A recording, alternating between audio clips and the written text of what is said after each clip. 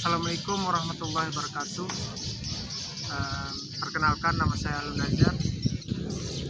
Pada kesempatan yang berbahagia ini, di pagi hari yang cerah juga, saya ingin menjelaskan tentang salah satu materi dari mata kuliah pengelolaan pembelajaran. Baik, pada kesempatan ini saya ingin menjelaskan materi tentang prinsip-prinsip pembelajaran. Jadi setidaknya ada 6 poin.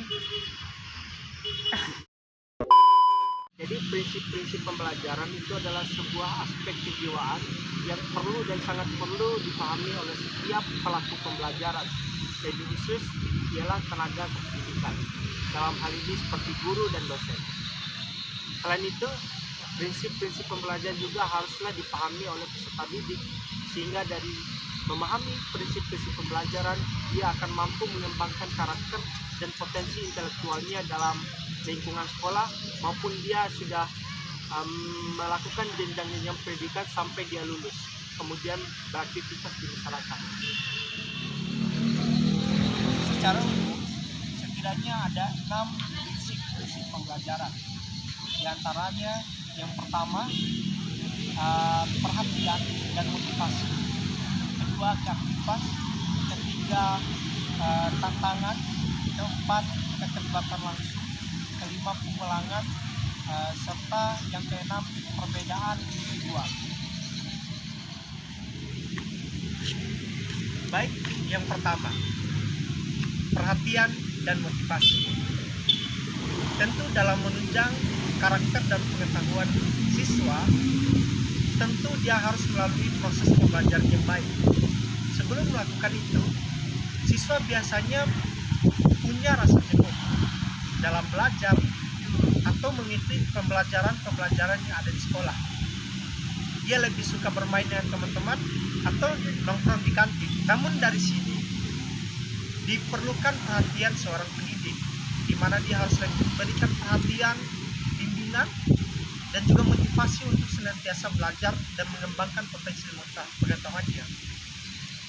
Sehingga dari perhatian dan bimbingan yang diberikan oleh guru atau pendidik, membuat siswa terangsang untuk selalu belajar, rajin sekolah, masuk kelas dengan baik, belajar yang tertib, mengerjakan segala tugas yang diberikan.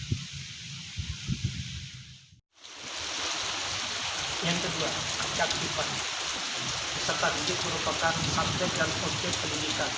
Dalam hal ini, peserta didik harus lebih aktif dalam setiap aspek pembelajaran sistem pembelajaran yang diterapkan dalam lingkungan sekolah. Keaktifan peserta didik meliputi 3 aspek. Yang pertama, aspek fisik, intelektual, dan emosional. Peserta didik dapat mengimplikasikan keaktifannya melalui tugas-tugas yang diberikan oleh guru, seperti membuat briefing, makalah, esai, dan sebagainya, atau bahkan menggunakan media-media pembelajaran seperti komputer dan lain sebagainya. Sehingga dari situ peserta didik akan lebih terangsang meningkatkan kreativitas dan kepekaan sosialnya dalam lingkungan pembelajaran. Ketiga, keterlibatan langsung. Peserta didik sebagai aktor pembelajaran atau aktor pendidikan haruslah terlibat langsung di dalamnya. Implikasi daripada keterlibatan langsung ini seperti berperan aktif dalam mengerjakan setiap tugas yang diberikan oleh pendidik atau guru. Seperti mencari sumber belajar, sumber pembelajaran, mencari materi, dan lain sebagainya. Atau mungkin bahkan ketika ada tugas atau ada materi yang telah diberikan oleh guru, itu mereka mampu membentuk kelompok kecil, kelompok belajar, yang kemudian dari situ mereka dapat mendapatkan pengalaman yang berharga.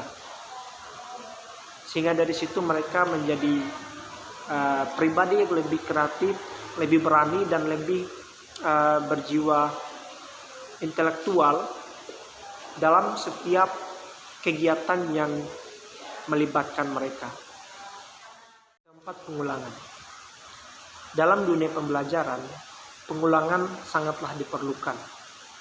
Hal ini sangat penting dikarenakan setiap pembelajaran yang diterapkan atau yang disampaikan perlu adanya pengulangan sebagai bentuk penguatan terhadap diri tentang pemahaman materi tersebut. Pengulangan juga merupakan sebuah barometer atau alat ukur seorang peserta didik dalam memahami apa yang diajarkan, dan merupakan sebuah keterangan bahwa apa yang diajarkan oleh pendidik dalam hal ini tersampaikan kepada peserta didik. Pengulangan dapat bervariatif bagaimana bentuknya, seperti misalnya memberikan soal tentang materi yang diajarkan, atau menghafal materi yang diajarkan, bahkan mempresentasikan atau menyampaikan gagasannya tentang materi yang dipelajari. Sehingga dari situ, peserta didik dapat menunjukkan hasil yang baik atau mungkin kurang dari apa yang diajarkan oleh pendidik. Selain itu, dalam hal ini ketika peserta didik menunjukkan bahwa dia berperan aktif atau interaktif dalam setiap ujian atau pengulangan yang dilakukan oleh peserta guru dalam ini, di situ dapat menunjukkan bahwa peserta didik menangkap dengan baik maksud daripada apa yang disampaikan atau apa yang diajarkan oleh guru. Kelima, tantangan. Tantangan dalam hal ini, siswa atau peserta didik akan merasa tertantang ketika seorang pendidik atau guru memberikan materi, kemudian peserta didik mencari sumber materi tersebut, seperti sumber belajar dan sebagainya.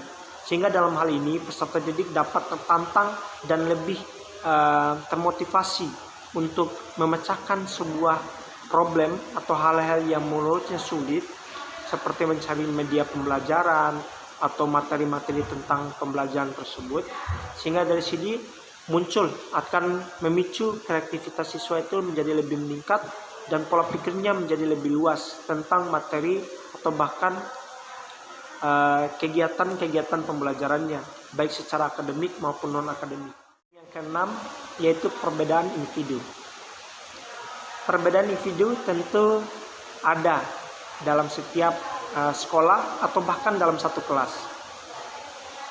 Setiap siswa yang satu dengan siswa yang lain tentu memiliki karakteristik yang berbeda, tingkah laku yang berbeda, hobi yang berbeda, dan lain sebagainya. Dalam pembelajaran, ada siswa yang dapat mampu menangkap pembelajaran dengan cepat, ada yang tidak. Itu adalah sebuah karakteristik yang bisa dikatakan unik atau berbeda satu sama lain. Ini merupakan sebuah keadaan di mana menuntut seorang guru agar lebih memperhatikan setiap karakteristik yang ada pada peserta didik, sehingga dari situ dapat membuat metode-metode yang lebih disesuaikan dengan apa yang menjadi keadaan peserta didik pada kelasnya.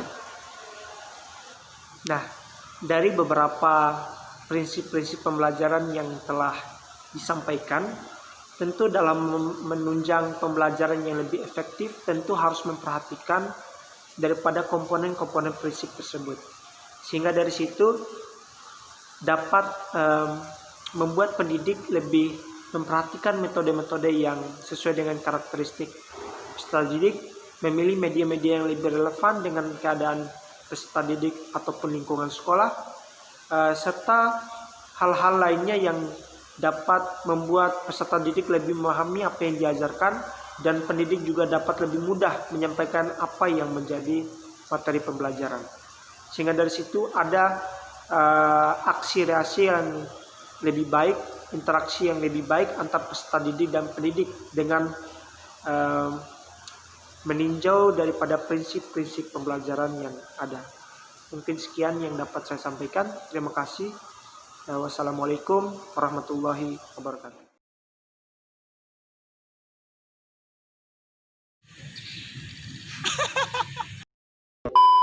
Peluang pembelajaran yang ketiga,